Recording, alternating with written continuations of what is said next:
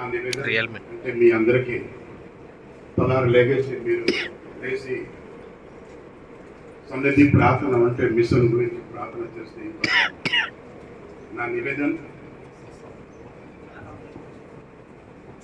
నివేదన అంటే మీరు మిషన్ గురించి ప్రార్థన తలారు చేస్తే ఇంకా చాలా బాగుంటుంది.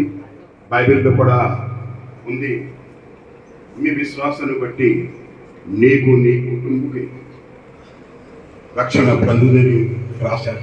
అందుకని ఈ వాక్యం వల్ల మీరు ప్రార్థన మా సమర్పించే మరణాత బైబిల్ మిషన్ మహాసభలను కూర్చి ఈ సంవత్సరం జనవరి 29, 30, 31 తేదీ బైబిల్ మిషన్ మహాసభలను కూర్చి మన సెక్రటరీ గారు రంగంపేట బైబిల్ మిషన్ సంఘానికి షాల్లో తెలియజేసి ఉన్నారు. దేవునికి మహిమ కలుగును గాక. సెక్రటరీ గారి మరణత జాయింట్ సెక్రటరీ గారు 2 మాటలు.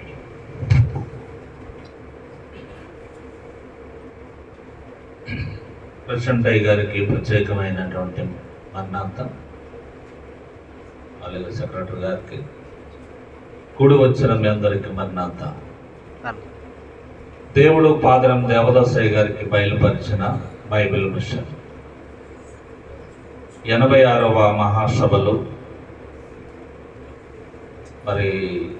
మనకి దేవుడు వరముగా ఇచ్చినటువంటి గన్నవరంలో జరిగేటువంటి సభలు. ఈ ఏడాది దేవుని యొక్క మహాకృపను బట్టి జనవరి 29, 30, 31 తేదీలు సభలు జరుగుతూ ఉన్నవి. సోమ, మంగళ, బుధవారాలు.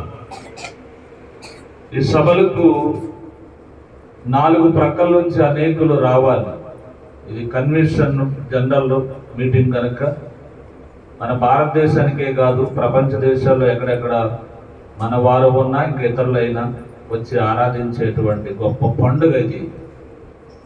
కనుక మీరందరూ కూడా ఆ సభలకు వచ్చి దైవ దీవెనలు పొందుకోవాలని జకర్యా గ్రంథంలో తెలియపరచబడినట్లుగా పర్ణశాలల పండుగ ఆచరించడానికి ఏటేటా ఇశ్రాయేలీలు యెరూషలేము వత్తురు అనేటువంటి వాగ్దానాన్ని బట్టి వచ్చిన వారికి ఆశీర్వాదము, రాని వారి మీద దీవెన వర్షము కురవదని చెప్పి వ్రాయబడినట్లుగా మీరందరూ కూడా ఈ రంగంపేట గతంలో 100వ శిలువ సువార్త మహాసభలకు వచ్చాము. మేము అందరూ కుటుంబములతో కూడా వచ్చి ఆ సభలకు 29, 30, 31 తేదీ జరిగే సభలకు వచ్చి గన్నవరము, పెద్దౌటపల్లి రైల్వే స్టేషన్ ఎదురుగా వేయబడిన పందిరిలో ఆ సభలు జరుగుతున్నాయి కనుక తప్పనిసరిగా ప్రతి ఒక్కరూ మీ వంతుగా మీ సహకారాన్ని కూడా అందించాలి, ప్రార్థనలు చేయాలి.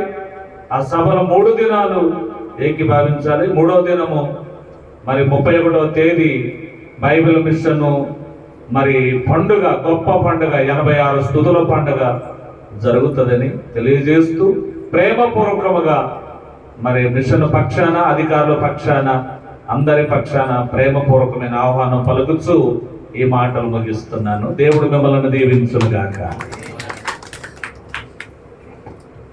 చాలా చక్కగా జకర్యా గ్రంథములో రాయబడిన మాట జాయింట్ సెక్రటరీ గారు గుర్తు చేసి తెలియజేశారు. వారికి మా కృతజ్ఞతలు మరణాత తెలియజేస్తాను. నేను కూడా 10 నిమిషాలు మాట్లాడి ముగింపు ప్రార్థన చేసి, చాలా సంఘాలు ఉన్నాయి ఇట్లా, అన్నిటికీ మేము వెళ్ళి ప్రార్థన చేసి వెళ్ళాం. ఇలా చూడండి, తల పైకెత్తాలి, శిరస్సు పైకెత్తాలి. 1938వ సంవత్సరం జనవరి 31వ తేదీ పని కట్టుకుని దేవుడు ఇదే తూర్పు గోదావరి జిల్లా రాజమండ్రి పట్టణంలో మహాప్రవక్త దేవదాసయ్య గారికి బైబిల్ మిషన్ బయలుపరిచారు. చాలా ఈ లోకములో ఎన్నో మిషన్లు ఉన్నాయి, ఎన్నో సంఘాలు ఉన్నాయి, పెద్ద పెద్ద సంఘాలు ఉన్నాయి. దేవదాసు అయ్య గారు కూడా, మన తండ్రి గారు ఇదే మాట అడిగారు, ప్రభా ఎన్నో సంఘాలు ఉన్నాయి, ఈ మిషన్ ఎందుకు, ఈ మిషన్ ఎందుకు, నాకెందుకు ఇది బయలుపరుస్తున్నా, ఇది ఎందుకు, కొత్త మిషన్ ఎందుకు, ఈ మిషన్ వల్ల వచ్చే ప్రయోజనం ఏమిటి, ఎన్నో సంఘాలు ఉన్నాయి కదా అంటే ప్రభు చెప్పిన మాట ఏమిటంటే, ఎన్నో సంఘాలు ఉన్నవి కానీ నా మనసు తెలుసుకోవట్లేదు, నా ఉద్దేశము వాడికి అర్థం కావట్లేదు, నా ఉద్దేశం వాడికి తెలియట్లేదు. చెప్పడానికే నేను బైబిల్ విషయాన్ని బయలుపరుస్తున్నాను. ఏంటి ఉద్దేశం? అమ్మా మా తలపైకి వెళ్తాను, శిరస్సు పైకి వెళ్తాను, వాక్యం రాదు. నేను ఇప్పుడు ఏమంటానంటే, సినిమాకి వెళ్ళోడు స్టోరీ చెప్తారు కానీ చర్చికి వెళ్ళోడు వాక్యం చెప్తారు. చర్చికి వెళ్ళి కిందకే చూస్తారు, ఎందుకో తెలియదు, వినాలి, సరిగ్గా వినాలన్నమాట. అలాగే చర్చికి వెళ్ళి నేను 6వ తరగతి నుంచి సేవ చేస్తున్నాను, మీకు అర్థమైతే చెప్పండి, నాకు అర్థం కావట్లేదు. ఒక ఫంక్షన్కి వెళ్ళి సంతోషంగా కూర్చుంటారు, ఒక పెళ్లిలో సంతోషంగా ఉంటారు, ప్రార్థనలోనే ఎవరో చచ్చిపోయినట్టు కూర్చుంటారు, శవం పక్కన ఉన్నట్లు కూర్చుంటారు. మీకు అర్థమైందండి ఎప్పుడన్నా? మధుకరణ్ గారు, బిల్కిసన్ గారు, అర్థమైంది ఎప్పుడన్నా? చర్చికి వెళ్ళి శవపేటిక దగ్గర కూర్చుంటారు. నాకు ఇది చాలా బాధ అన్నమాట. ఆనందంగా ఆనందించుడి, మరలా చెప్పుదులు ఆనందించుడి అంటే దేవుని దగ్గరికి వచ్చి సంతోషంగా ఉండాలి. నీ సన్నిధిని సంపూర్ణ సంతోషము కలదు అన్నారు దావీదు గారు.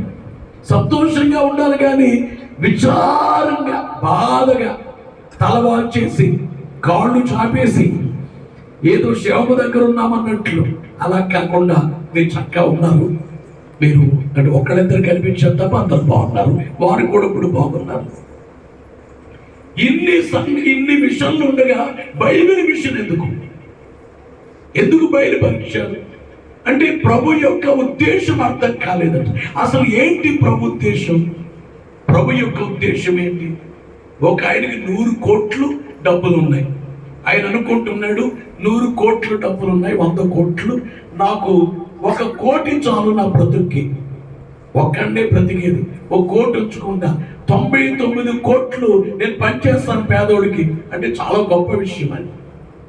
దేవుడు ఏమనుకున్నారంటే, భూమి లేనప్పుడు ఏమీ లేనప్పుడు దేవుని ఆలోచన ఏమిటంటే, నేను చాలా గొప్ప దేవుణ్ణి, నాతో ఎవరు లేరు, నాకు నేనే, ఎవరు నన్ను చేయలేదు, నా అంతటా నేనే ఉన్నాను. అయితే ఇంతటి మహిమలో నేను నాతో పాటు కొందరు నుంచుకోవాలి, నాతో పాటు ఉండే భాగ్యము నేను ఇవ్వాలి, నా సింహాసనం మీద, నా మహిమ సింహాసనం మీద కూర్చోబెట్టుకోవాలి. ఆ కూర్చోబెట్టుకునే వాళ్ళు జయించేవాడై ఉండాలి, ఓడిపోయేవాడై ఉండకూడదు. ఓడిపోయే వ్యక్తులు నాకు వద్దు. ముందుగా దేవదూతను చేస్తాను, ఆ దేవదూత తప్పిదము చేసి పడగొట్టబడతాడు. నరులను చేస్తాను, ఆ నరులు కూడా వారికి పరీక్ష చేస్తాను, ఆ పరీక్షలు ఓడిపోతారు. నేను పరీక్ష పెడతాను, పరీక్షలు ఓడిపోతారు. చాలా మంది చెట్టు ఎందుకు వేయాలి, ఆ చెట్టు ఎందుకు ఉండాలి, సైతాన్ని ఎందుకు ఉండాలి, సర్పం ఎందుకు ఉండాలి, అసలు చెట్టు లేకుండా ఉంటే బాగుండే, సర్పం లేకుండా సైతాన్ లేకుండా ఉంటే బాగుండే, అప్పుడే కాల్ చేసే సైతాన్ని నరకములు వేస్తే బాగుండని చెప్పి దేవునికి లేదు ఆలోచన, నాకు ఉందనేటట్లుగా మాట్లాడతారు చాలా మంది. దేవుని ఉద్దేశం ఏంటంటే, పరీక్ష పెడతాను, పరీక్షలో ఆది మానవులు జయిస్తారా ఓడిపోతారు. ఓడిపోతే నేను ఏం చేయాలి? ఓడిపోయిన మానవుల కొరకు నేను వెళ్ళి సిలువ వేయబడి రక్తము చిందించి చనిపోతాను. వాళ్ళందరూ యేసు రక్తముతో, నా రక్తముతో కడగబడి నా రాజ్యానికి రావచ్చు. అయితే నా రాజ్యానికి వచ్చే వాళ్ళు గెలిచి భూలోకములో ఎన్ని గెలవాలో గెలిచినటువంటి వారిని తీసుకొచ్చి నాతో కూడా నా ప్రక్కన కూర్చోబెట్టుకుంటాను అనేది దేవుడు. ఇది దేవుని యొక్క ఆలోచన. నా పక్కన కూర్చోవాలి, నాతో పాటు నా పక్కన కూర్చోబెట్టుకోవాలి. ఆ కూర్చోబెట్టుకునే వాడు ఎలిజిబిలిటీ ఎలా ఉండాలి, వాడు ఎలిజిబుల్ పర్సన్స్ అయి ఉండాలి అనేది దేవుని సంకల్పము. అయితే పరలోకములో యేసయ్యతో పాటు కూర్చునేవాడు ఉంటారు, కింద తరగతుల్లో వాడు ఉంటారు. పరలోకములో అందరూ సమానము కాదు, పరలోకములో అందరూ సమానము కాదని బైబిల్ చాలా వివరంగా తెలియజేస్తుంది. మీరు ఇంటికి వెళ్ళి కొరింథీ మొదటి పత్రికలో 15 అధ్యాయములు మనిషి మాంసం వేరు, మృగ మాంసం వేరు, చేప మాంసం వేరు, ఆకాశ వస్తు రూపముల కలవు, భూవస్తు రూపముల కలవు. చూడ, ఆకాశ వస్తు రూపముల మహిమ వేరు, భూవస్తు రూపముల మహిమ వేరు, సూర్యుని మహిమ వేరు, చంద్రుని మహిమ వేరు, నక్షత్రాల మహిమ వేరు. మహిమను బట్టి ఒక నక్షత్రానికి మరో నక్షత్రానికి భేదము కలదు కదా. ఇలా చూడండి, పరలోకములో అందరూ సమానం కాదు. ఈవేళ సంఘములో ఉన్నవాళ్ళు, నేను ఎప్పుడు అదే అంటాను, చర్చిలో ఉన్న వాళ్ళందరూ పరలోకానికి వెళ్ళరు. కొందరు వెళ్తారు, కొందరు వెళ్ళరు. పరలోకానికి వెళ్ళిన వాళ్ళందరూ సింహాసనం పైకి వెళ్ళరు. సింహాసనంపై అంటే 7వ తరగతి, యేసయ్యతో పాటు కూర్చునే తరగతి. ఇప్పుడు మీరు రాజమండ్రి కాకినాడ దగ్గర రాజమండ్రిలో ట్రైన్ ఎక్కారు, హైదరాబాద్ వెళ్ళి ట్రైన్ ఎక్కారు. ఏసీ ఫస్ట్ క్లాస్ ఉంటుంది, ఏసీ 2 టైర్ ఉంటుంది, 3 టైర్ ఉంటుంది, స్లీపర్ ఉంటుంది, జనరల్ ఉంటుంది. జనరల్లో ఉన్న వాళ్ళు వెళ్ళేది హైదరాబాద్. అవునా? ఆడ హైదరాబాద్ వెళ్తారు తప్ప అటు నుంచి విశాఖపట్నం వెళ్ళిపోరు కదా. ఆడ వెళ్ళేది హైదరాబాద్. ఏసీలో ఉన్నవాడు వెళ్ళేది హైదరాబాద్, స్లీపర్లో ఉన్నది హైదరాబాద్. అలాగే పరలోకములో కొన్ని తరగతులు ఉంటాయి. అన్నిటికంటే ట్రైన్లో ఏసీ ఫస్ట్ క్లాస్ అనేది అన్నిటికంటే పెద్ద తరగతి. నలుగురికి ఒక కుప్పే ఉంటుంది, దాని బోల్ట్ చేసుకుంటే చక్క పెట్ల పడేసుకొని పడుకోవచ్చు. నలుగురు, ఒక్కోసారి 2 ఉంటాయి, అందులో 2 కుప్పే ఉంటుంది. ఆ యొక్క కుప్పేలో ఓ భార్య భర్త అంటే డోర్ వేసుకుని అట్లా పడుకోవచ్చు. ఇంకేమి బాక్సులు పోయాయి ఏమి కాదు. దానికి చాలా డబ్బులు అవుతాయి ఫస్ట్ క్లాస్కి. పరలోకములో అన్ని తరగతులు సమానము కాదు. అన్ని తరగతుల కంటే 7వ తరగతి ప్రభువుతో పాటు ఆయన మహిమ సింహాసనంపై కూర్చునేటువంటి వాక్యము. అలాంటి తరగతికి ఏ సంఘము నడిపించట్లేదని భూలోకములో, ఏ సంఘమైనా కానీ.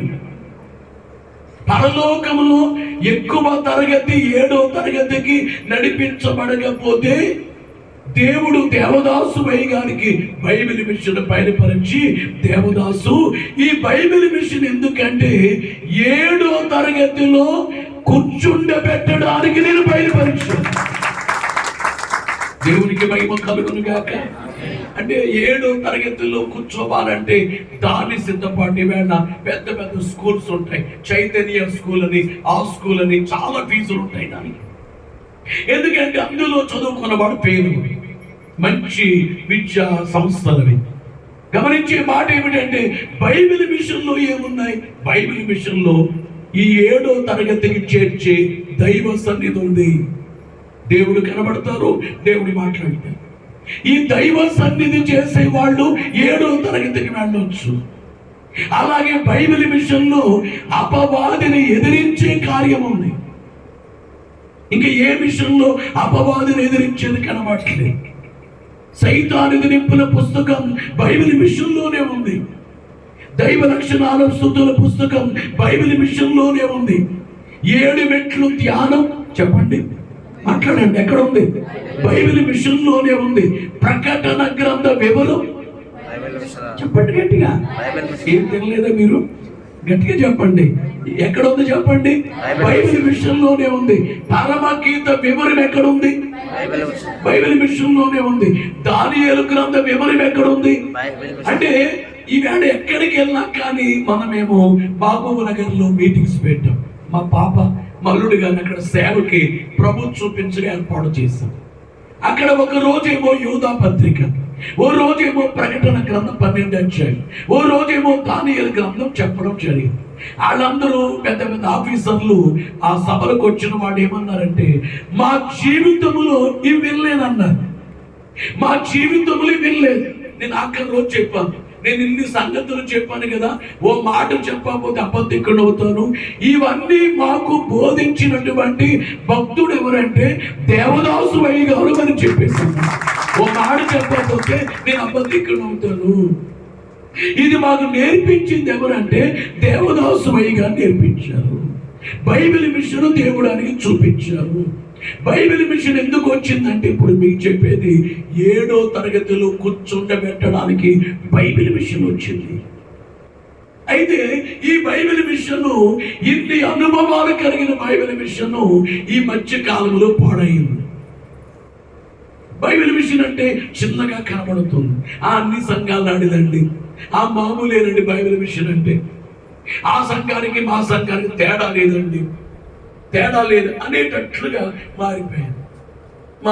అందుకే నేను జానయ్య గారిని నేను చాలాసార్లు అడిగేవాడు, వారు జీవించుండగా, అయ్యా బైబిల్ మిషన్ పద్ధతులు క్రమపరచండి.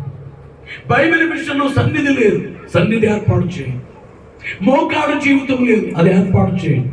క్రమాలు లేవు, క్రమాలు ఏర్పాటు చేయండి. మీటింగ్స్ లో లేచి తిరిగేస్తున్నారు, ఆ లేచి తిరగకుండా మీరు గట్టిగా చెప్పండి. అలాగే సేవకులైన వారు ప్రవర్తనలు కరెక్ట్గా లేవు, వాటిని సరిచేయండి. పాస్టర్ గారు వేళాకోళాలు, నవ్వులు, ఆత్మీయత లేదు.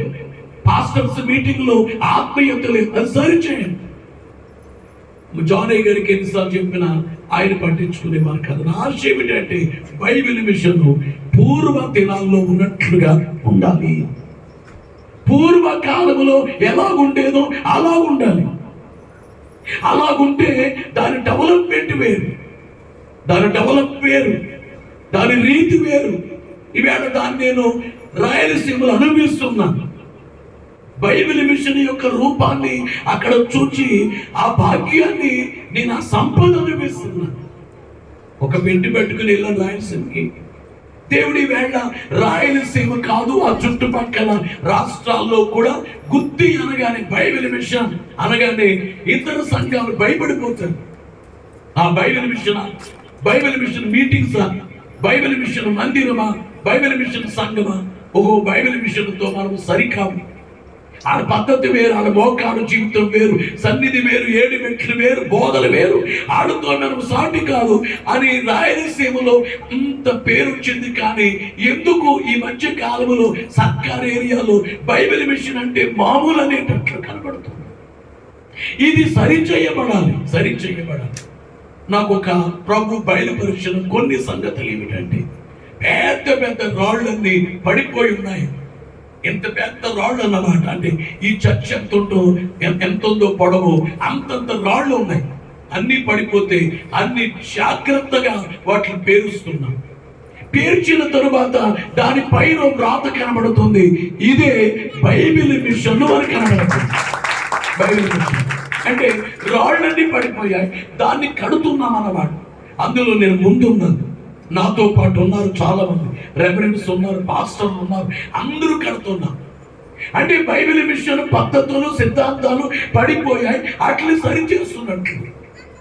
మా పాస్టర్ గారు చెప్పారు, పెద్ద బిల్డింగ్ ఉంది, 2 అడుగులు లోతు ఉంది మట్టి. ఆ పెద్ద బిల్డింగ్ లో ఆ మట్టి అంతా తవ్వుతున్నారు. మీరున్నారు, మీతో పాటు కొందరు ఉన్నారు, రెవరెండ్లు ఉన్నారు, పాస్టర్లు ఉన్నారు, సేవకురాళ్ళు తవ్వుతున్న 2 అడుగుల మట్టి. చాలా పెద్ద బిల్డింగ్ అది జానయ్య గారు ఇచ్చారట బిల్డింగ్, మా నాన్నగారు ఇచ్చారట బిల్డింగ్. నేను అన్నాను, నీకు 4 అన్నయ్యలు, మీ నాన్నగారికి 1 ఎకరం పొలం ఉన్నా 4 పని చేసుకుంటారు, అది మన దగ్గరికి ఎందుకు వస్తుంది, మనం తీసుకోకూడదు కదా అని చెప్పింది. లేదు, బైబిల్ మిషన్ గురించి నాకు చూపించారు. బైబిల్ మిషన్ గురించి ప్రార్థిస్తే ఈ మట్టి తవ్వుతున్నట్లు చూపించారు. అంటే బైబిల్ మిషన్ సరిచేయబడే కార్యాన్ని మాకు అప్పగిస్తున్నట్లు దేవుడు చూపాలి. సరిచేయబడుతున్నట్లు ఈ వేళ సరిచేయబడేటువంటి కార్యక్రమమే ఇప్పుడు జరిగే కార్యక్రమమే గన్నవరములో జరుగుతున్న బైబిల్ మిషన్ మహాసభ. ఇవాళ బైబిల్ మిషన్ మిషన్ గన్నవరములు అన్ని కరెక్ట్ గా జరుగుతున్నాయి. కరెక్ట్ గా రెండో రోజు అందరికీ సంస్కార కార్యక్రమం, అందరూ మోకరించి సంస్కారం తీసుకోవటం, అలాగే పందిర్లో ఎవరు లేచి బయటికి వెళ్ళకపోవటం. నేను గుంటూరు సభల్లో చివరవే సభలు అన్నమాట. నేను ఏడ్చేశాను. ఎంత బాధ అంటే చాలా బాధ. అక్కడ ప్రసంగాలు చేస్తున్నారు, కొందరు తింటున్నారు, కొందరేమో తిరుగుతున్నారు. తిరిగేవాడు ఎక్కువ, పందిర్లో ఉన్నవాడు తక్కువ. తిరిగేవాడేమో ఎక్కువ, పందిర్లో ఉన్నవాడు తక్కువ. కొంతమంది బఠానీలు తిని, జాంపళ్ళు తిని, కొందరు అవి ఇవి కొని తెచ్చుకుంటూ, కొంతమంది ఇంటి దగ్గర నుంచి తీసుకెళ్ళినటువంటి బూర్లో కారులో ఇవన్నీ తింటూ, ఇవన్నీ చూశాను. ఇంకా విచిత్రమైన పరిస్థితి ఏంటంటే, ఒక ఆమె వెనకాల ఆమె కూర్చుని ఆమె పేరు చూస్తుందామె. నేను అనుకున్నాను పేర్లు ఇక్కడ కూడా బతకనివ్వట్లేదా, పేరు చెబుతుందామె. నిజంగా తల తిరిగిపోయింది. ఏంటి మహాసభల్లో ఈ ఆమెకి పేరు చెబుతాం, పేరుతో ఏంటిది, ఇది మహాసభల ఏంటి? నేను కాక స్టేజ్ మీద ఉంటే వీళ్ళందరినీ ఉతికి ఆరేయొచ్చు అనిపించింది. బట్టలు ఉతికినట్లు ఉతకొచ్చు. ఏంటి ఎక్కడికి వచ్చారు మీరు? ఓ కలెక్టర్ గారి దగ్గరికి వెళ్ళేలా కూర్చుంటారు మీరు, ఓ ఎంఆర్ఓ గారి దగ్గరికి ఎంత గౌరవంగా ఉంటారు. దేవుని దగ్గర ఏంటి జీవితాలు? మీరు ఎలా దీవించబడతారు? దేవుని దగ్గరికి వచ్చి దేవుని పాదం పెట్టే మీరు, మీ జీవితాలు ఎలా బాగవుతాయి? చాలా బాధ. ఎందుకంటే జానీ గారితో పోరాడేవాడిని. ఈవేళ అన్ని సరిచేయబడి జరుగుతున్న మహాసభలే బైబిల్ మిషన్ 86వ మహాసభలు పెద్దపల్లి రైల్వే స్టేషన్ ఎదురుగా గన్నవరం. మేము ఈ రంగంపేట సంఘ సభ్యులకు తెలియజేసేది ఏమిటంటే, మీరు ట్రైన్లో జనరల్ బోగీలో ఉంటారా, ఏసీ ఫస్ట్ క్లాస్ లో ఉంటారా? చెప్పండి నాకు. ఏది కావాలి? AC first class. గట్టిగా చెప్పాలి. AC first class. బోగి కావాలా, ఏసీ ఫస్ట్ క్లాస్ కావాలా? First class. మేము సౌత్ కొరియా వెళ్ళాం. మేముండే సీట్లు అది ఒక్కొక్క టికెట్ 60,000, ఒక్కో టికెట్ 60,000. మా పాపోడు నలుగురు, మా అల్లుడు గారు పట్టుబట్టారు. ఈ సీట్లు కాకుండా నన్ను, అమ్మగారిని 8 గంటలు కూర్చోవాలి ఆ ఫ్లైట్లో. ఆ యొక్క 8 గంటలు, సింగపూర్ నుంచి 8 గంటలు. అయితే నేను ఆ యొక్క బాగా పట్టు ఏంటంటే, ఆ 8 గంటలు నడుము లాగుద్ది, ఆ ముందు సీట్లో చేయిందామని చెప్పేసి. దీనికేమో 60,000 టికెట్, దానికేమో 1,70,000 టికెట్ ఒక సీటుకే. నేను అన్నాను 8 గంటల కూర్చుని వెళ్ళిపోద్ది. వద్దంటే, లేదు డాడీ అది చేయిందాం. అమ్మా ఇది 60,000, అది 1,70,000. బిజినెస్ క్లాస్, అది ఆ ఫస్ట్ క్లాస్ అంటే ఫ్లైట్లో ఫస్ట్ క్లాస్ పెద్దగా ఉంటుంది. చక్కగా పడుకోవచ్చు. అర్ధగంటకి జ్యూసు, అది ఇది, కాఫీలు, టీలు, టిఫిన్లు అన్ని తెచ్చేస్తూ ఉంటారు వాళ్ళు.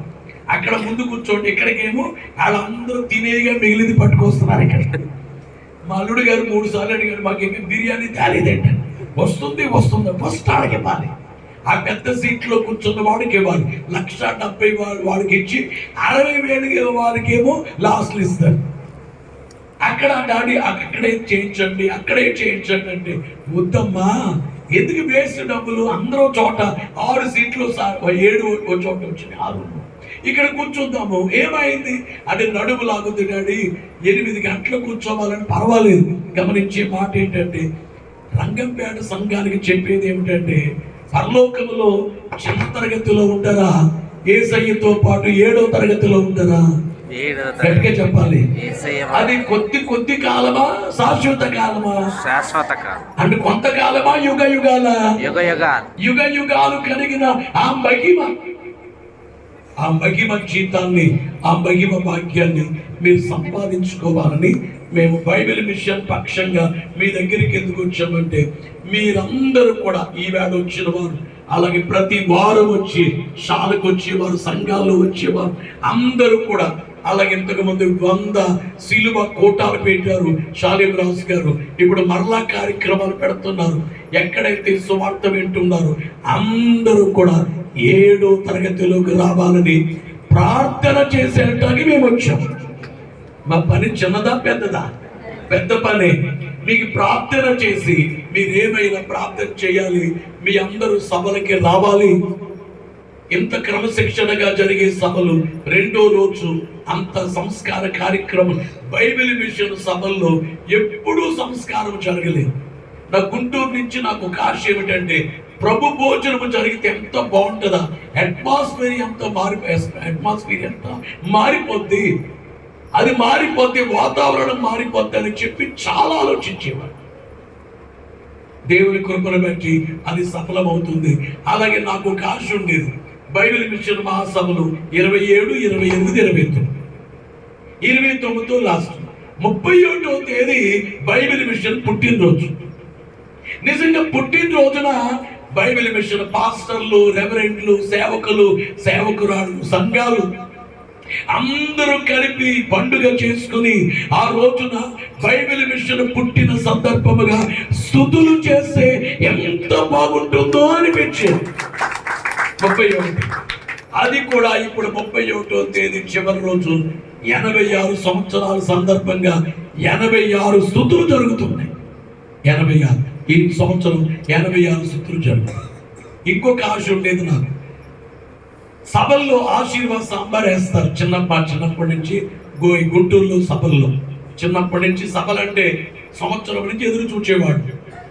గుంటూరు సభలకి వెళ్ళడానికి చాలా ఆశ, చాలా బాగా జరిగేది ఆ కాలంలో. వెళ్ళిపోవాలి. అప్పుడు ఎగ్జామ్స్ వచ్చాయంటే ఏడుపు అన్నమాట. ఒకసారి క్వార్టర్ల ఎగ్జామ్స్ వచ్చాయి, ఏడుస్తా రాశాను ఆ 3 రోజులు ఎగ్జామ్స్. మా నాన్నగారు, మా అక్క, అమ్మ అందరూ వెళ్ళారు, నేను మానేశాను ఎగ్జామ్స్. చాలా బాధ, సంవత్సరం అంతా ఏడవాలి మానేసి. అయితే దేవుని కృపను బట్టి 31వ తేదీ నా ఆశ ఏమిటంటే, విందు చేస్తే సాంబార్ వేసి పెడుతున్నారు కదా, 31 చేస్తే ఎలా ఉంటుంది? ఆ రోజున చికెన్ కానీ మటన్ కానీ వేసి భోజనాలు పెడితే ఎట్లా ఉంటుంది? నేను కొంతమంది పాస్టర్లతో చెప్తే, చికెన్ వేసి భోజనమా ఎన్ని లక్షలు అవుతాయి అని అన్నారు. కానీ గన్నవరములో చివరి రోజు ఆ కార్యక్రమం అద్భుతకరముగా జరిగించబడుతుంది. అంటే ఏదైతే ఫుల్ఫిల్ చేయబడాలో అన్ని గన్నవరములో జరిగించబడుచున్నాయి. దేవుని దర్శనము ద్వారా ఆ కార్యక్రమాలు జరుగుతున్నాయి. దైవ ప్రేరేపణ ద్వారా సంస్కారం ఏర్పాటు చేయబడింది. దైవ ప్రేరేపణ ద్వారా ఈ స్తుతులన్నీ జరుగుతున్నాయి.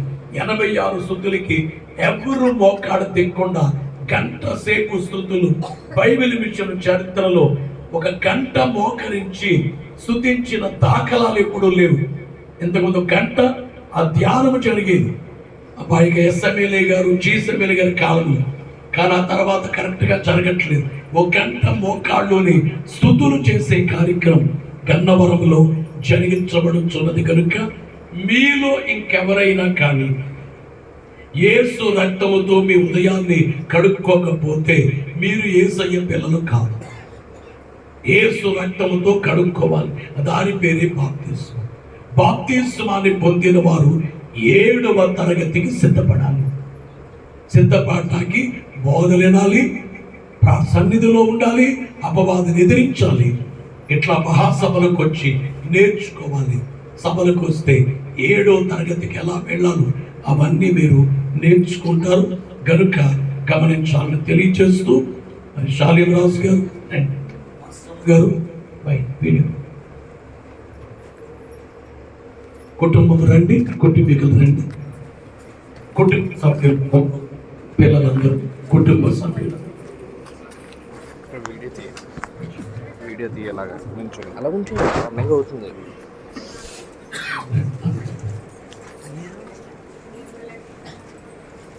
శాలిం రాజు గారి యొక్క కుటుంబీకులు రండి.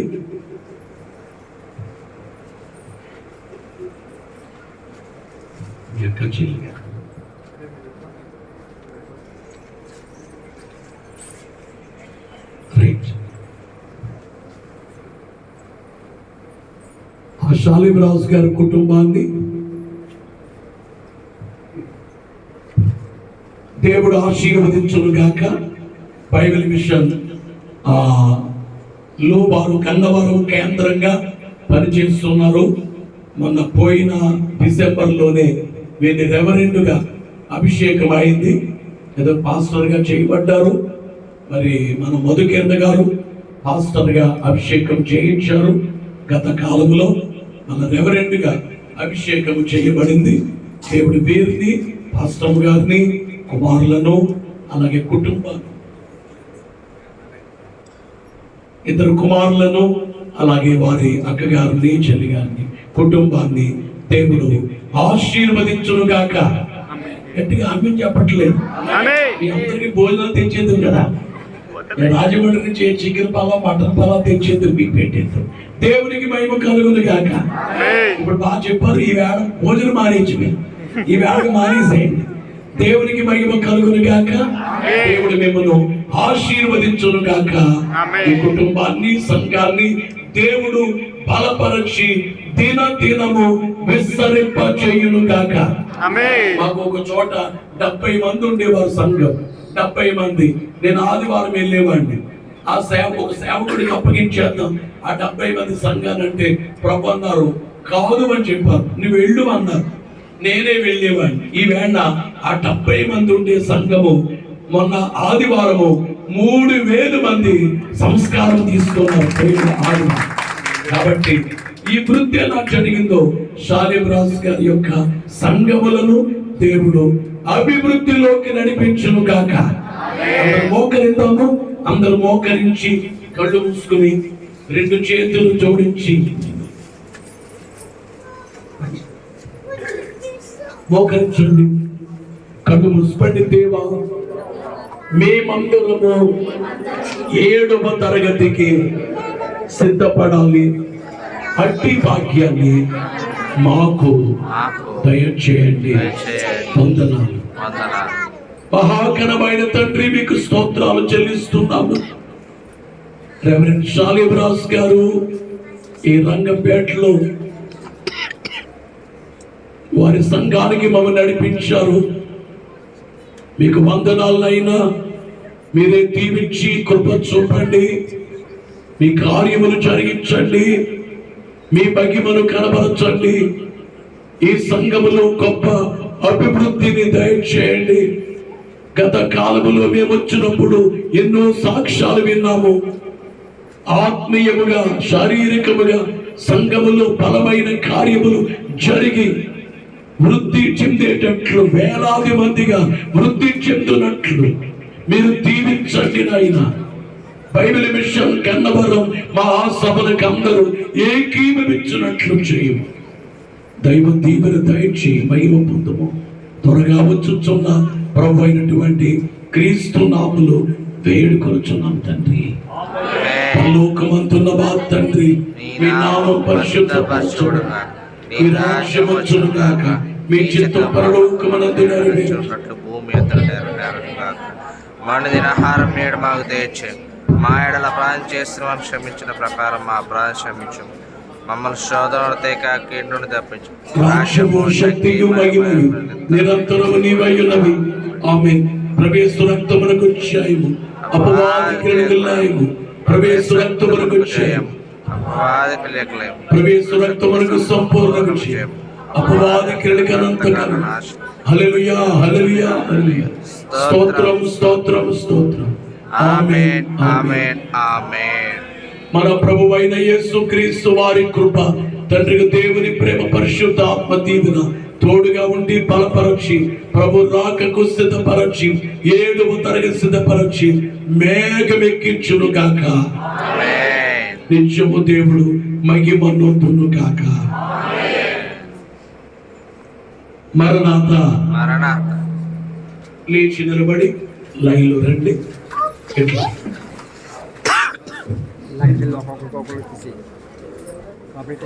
సిలువ గుర్తు వేస్తున్నాం.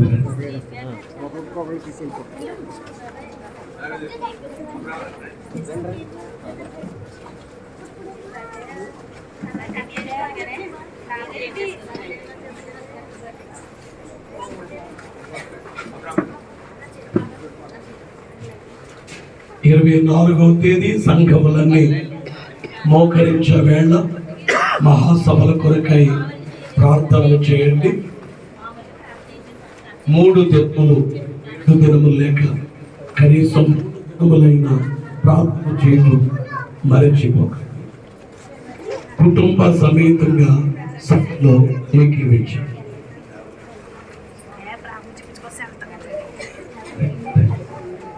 త్వరగా రండి, మేము చాలా సంఘాలు తిరగాలి.